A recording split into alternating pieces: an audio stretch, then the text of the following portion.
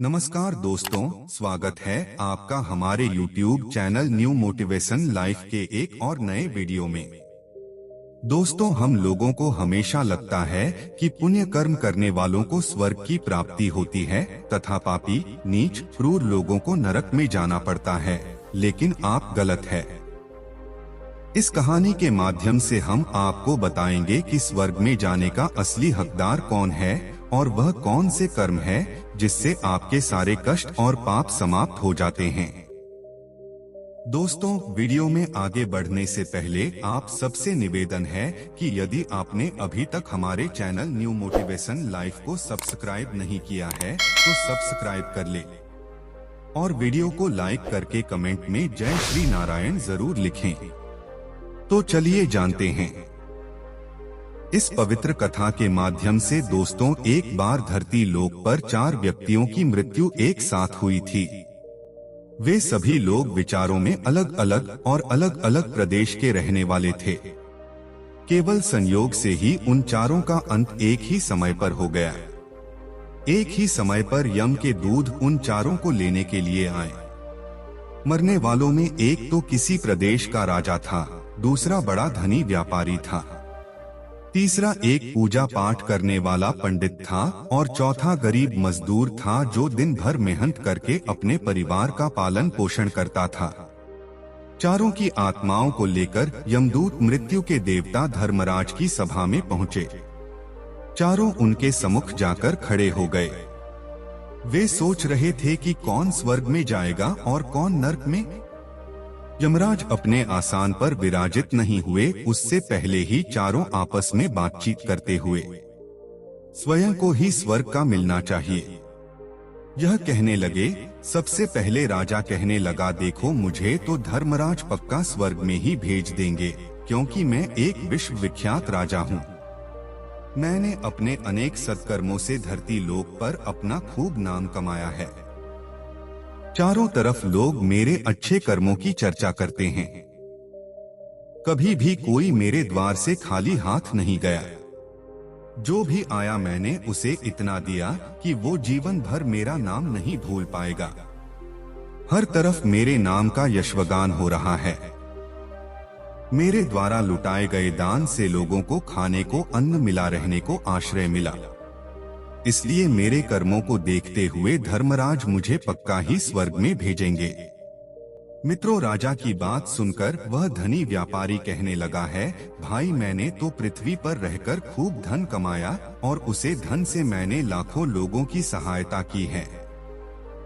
मैंने अपनी कमाई का 11वां हिस्सा सदैव दीन दुखियों की सहायता में उपयोग किया है। मेरे शुभ कर्मों को देखते हुए धर्मराज मुझे ही स्वर्ग में भेजेंगे। दोस्तों, यह बात मैं पहले से ही जानता हूँ। व्यापारी की बात सुनते ही पंडित जी कहने लगे, अरे भाई, क्यों फिजूल की बातें कर रहे हो? स्वर्ग में जाना कोई आसान काम नहीं है। स्वर्ग में जाने के लिए दान धर्म के साथ साथ पूजा पाठ करना पड़ता है। इसलिए स्वर्ग में प्रण तो मैं ही करूंगा, क्योंकि मैंने भगवान का खूब जब तक पूजा पाठ किया है। पूरा जीवन मेरा पूजा आराधना में बीता है। मेरे शुभ कर्मों के कारण मुझे ही धर्मराज स्वर्ग का दरवाजा खोलेंगे। यह बात मैं अच्छी तरह से जानता हूँ। जब इस प्रकार तीनों ने अपनी अपनी बातें की अपने अपने लिए, तो आप सब उसे चौथे व्यक्ति मजदूर की ओर की देखते हैं कि अब यह क्या कहता है।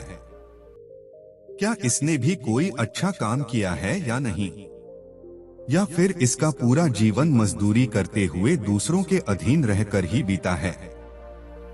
मजदूर उन सब की बातों को चुपचाप नीचे नजरें झुकाए खड़ा सुनता रहा और वे तीनों बड़े गर्व से अपनी प्रशंसा में झूठे थे। तभी धर्मराज अपने साथी चित्रगुप्त के साथ दरबार में हाजिर होते हैं। चित्रगुप्त के हाथों में एक मोटी सी किताब थी जिसमें समस्त प्राणियों के कर्मों का लेखा जोखा लिखा था। धर्मराज अपने आसन पर विराजमान होते हैं। उसके बाद चित्रगुप्त ने राजा को अपने पास बुलाया और उससे पूछने लगे कि तुम बताओ, तुम तो धरती पर बड़े ही प्रख्यात राजा थे, तुमने अपने जीवन में कौन कौन से शुभ कर्म किए हैं तथा कितने लोगों को दुख दिया है, कितने लोगों का भला किया है। मैं अपनी पुस्तक में देखकर यह फैसला करूंगा कि आप स्वर्ग में जाने के अधिकारी हैं या नहीं। तब बड़े गर्व के साथ राजा अपने कर्मों को बताता है। हे भगवान, मैं एक बहुत बड़े राज्य का स्वामी था। मेरा राज्य बड़ा ही समृद्ध और खुशहाल था।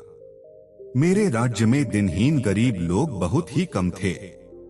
सब छत्रछाया में बड़े आनंद के साथ जीवन यापन कर रहे थे। मैंने अपने राज्य के लोगों को किसी चीज की कमी नहीं होने दी। मैं हर भूखे को भोजन मिलता था। लाखों की धन मोहरें उन्हें रोज दान में दी जाती थी। प्रजा के लोग मुझसे बहुत खुश रहते थे। दिन रात में यही मेरे जीवन के अच्छे कर्म हैं।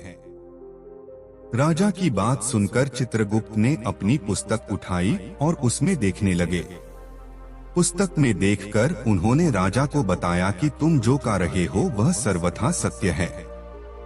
तुमने अपनी प्रजा को बहुत सुख दिया है, परंतु इसके साथ साथ तुमने बहुत बड़ा अपराध भी किया है। तुमने अपनी राज्य की सीमा को बढ़ाने के लिए जीतने युद्ध लड़े हैं। उन युद्धों में हजारों लाखों की संख्या में सैनिकों ने अपनी जान गंवाई है। उन सबकी मृत्यु का कारण तुम बने हो। उनके परिवारों को, उनके बच्चों को अनाथ करने वाले तुम हो। उनके स्त्रियों को विधवा बनाने वाले भी तुम हो। उनकी माँ की गोद भी सुनी करने वाले तुम हो। तुमने अपने ही सैनिकों के हजारों परिवारों को घर दुख दिया है। युद्ध लड़कर राज्य बढ़ाने से अच्छा था कि तुम अपने पड़ोसी देशों से मित्रता करके उनके साथ व्यापार बढ़ते। आपका राज्य तब भी समृद्ध और संपन्न रहता। तुमने अपनी प्रजा को नहीं, सैनिकों को सुखी बनाया है, इसलिए तुम स्वर्ग के अधिकारी नहीं हो। यह बात सुनकर राजा चुपचाप पीछे हो गया। उसके बाद चित्रगुप्त ने व्यापारी से पूछा, आपने धरती पर कौन कौन से अच्छे कर्म किए हैं? तब व्यापारी कहता है, हे भगवान, मैंने धरती पर जितना धन कमाया उसका 11वां भाग अच्छे कामों में लगाया। लाखों लोगों को भोजन कराया, कई आश्रमों को दान दिया है, कई बेघर लोगों को अपने धन से भर दिया है, कई शहरों में मंदिरों का निर्माण कराया है, कई जगह पर धर्मशालाएं बनवाई है, प्रत्येक तीर्थ में भंडारे करवाए हैं। यही मेरे जीवन के अच्छे कर्म हैं। व्यापारी की बात सुनने के बाद चित्र अपनी पुस्तक खोली, जिसमें उसके जीवन के सारे अच्छे बुरे कर्म लिखे हुए थे। चित्रगुप्त ने बताया कि देखो, तुम जो कहते हो वो सत्य है। तुमने धरती पर खूब दान धर्म किया है, पर तुम्हारा पाप यह है कि तुमने धरती पर जो दान धर्म किया है वह तुमने उस पैसे से किया है जिसको कमाने के लिए तुमने बहुत झूठ बोला है, बहुत ठगी की है। कई चीजों में मिलावट करके बेचा है, नकली चीजों को असली के दामों में बेचा है। इतने व्यापारियों को रास्ते से हटाया है। तुम्हारे इन कर्मों से अनजाने में कितने लोग बीमार होकर मार गए, कितनों ने आत्महत्या कर ली, कितनों की मेहनत का पैसा तुम्हारे पास चला आया। उन सब लोगों की बद्दुआएं तुम्हारे साथ है। तुमने जो कुछ भी अच्छा काम किया है वह कर्म शून्य होता है, इसलिए तुम्हारे पास भी तुम्हारा कोई शुभ कर्म नहीं है। तुम स्वर्ग में जाने के अधिकारी नहीं हो। चित्रगुप्त की बात सुनकर व्यापारी भी बड़ा उदास होकर पीछे हो गया। उसके बाद पंडित जी को आगे बुलाया और पूछने लगे, तुमने अपने जीवन में कौन से अच्छे कर्म किए हैं?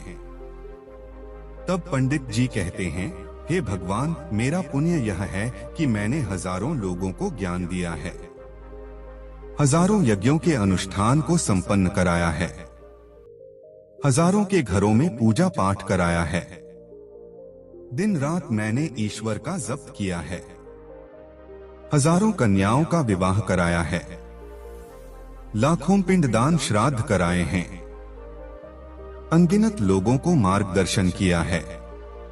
इससे ज्यादा शुभ कर्म और क्या हो सकता है? तब चित्रगुप्त अपनी पुस्तक में देखकर बताते हैं, हे पंडित जी महाराज, आपका कहना सत्य है। आपने वास्तव में हजारों लोगों को ज्ञान दिया है, लेकिन उसे ज्ञान पर स्वयं कभी अमल नहीं किया। आपने सैकड़ों यज्ञ पूजा अनुष्ठान कराए, पर उनमें निस्वार्थ भाव से किया गया कोई कर्म नहीं था। तुम हमेशा से धन के लालची रहे हो, स्वर्ग में जाने के अधिकारी नहीं हो। अब तो उदास होते हुए पंडित जी भी पीछे हो गए। अब बचा केवल मजदूर इंसान। यह देखकर बड़ा हैरान था कि अब तक वह जिनको इतना महान समझ रहा था, उनमें से कोई भी स्वर्ग का अधिकारी नहीं रहा। तो मैं कैसे स्वर्ग में जा सकता हूँ?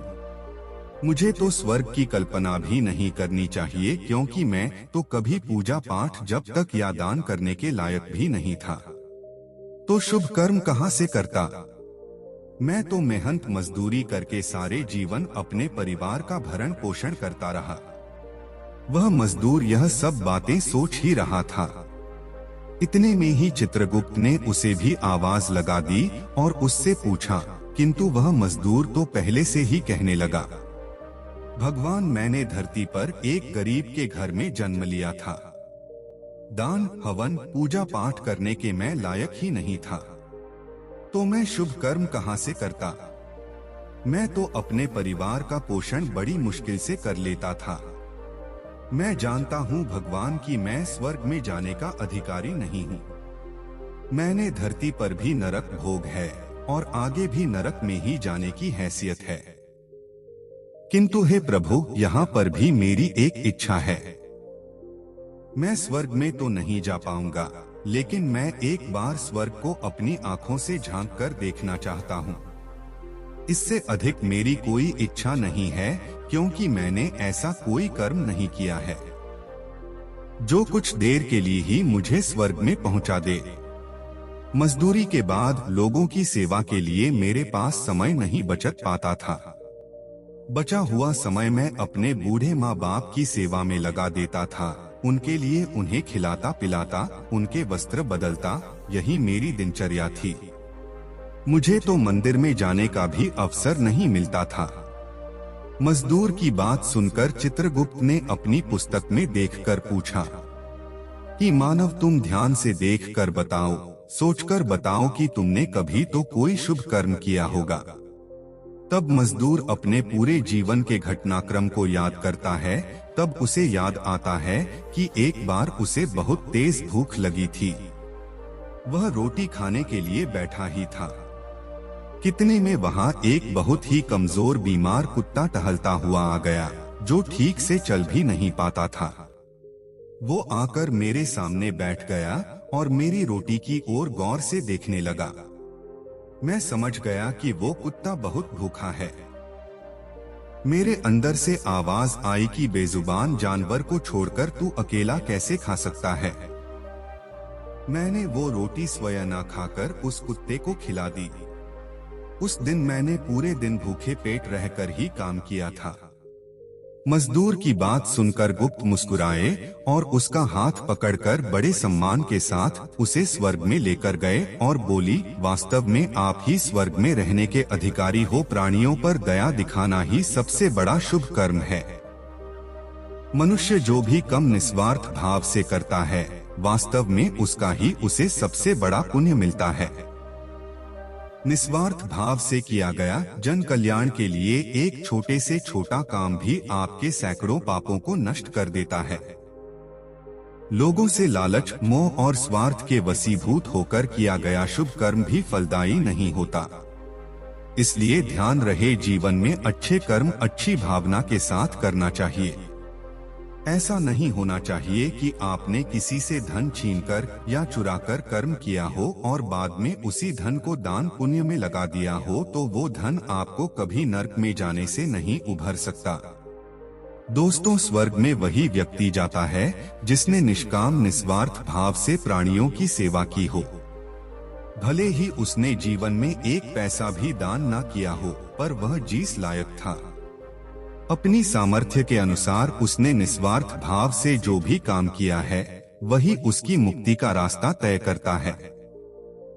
दोस्तों, वीडियो के अंत में आप लोगों से निवेदन है, यदि आपने अभी तक हमारे YouTube चैनल को सब्सक्राइब नहीं किया तो सब्सक्राइब करके वीडियो को एक लाइक करें।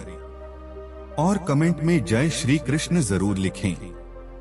दोस्तों, वीडियो को पूरा देखने के लिए बहुत बहुत धन्यवाद।